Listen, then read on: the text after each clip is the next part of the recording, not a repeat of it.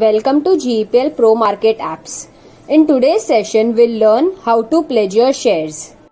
Firstly, you have to log into GEPL Pro Market app. Once you have logged in, the Market Watch page will be displayed. On the bottom right, there is an option called More. Click on More and there is an option called Pledge, the fourth option. You have to click on the Pledge option. An external link will be generated and your shares will be displayed. Which shares you want to pledge? Click on the script, enter the quantity and proceed with the pledge your holdings. Once you click on pledge your holdings, a CDSL page will be displayed and you have to enter the OTP. The OTP will be received on the registered mobile number.